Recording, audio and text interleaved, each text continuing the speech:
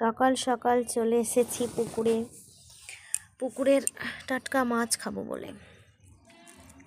তো পুকুরটা আমাদের নিজেদেরই।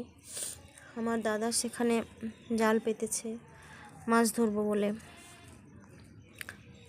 তো আস্তে আস্তে জালটা টানছে, দেখা যাক কি মাছ ধরা পড়ে।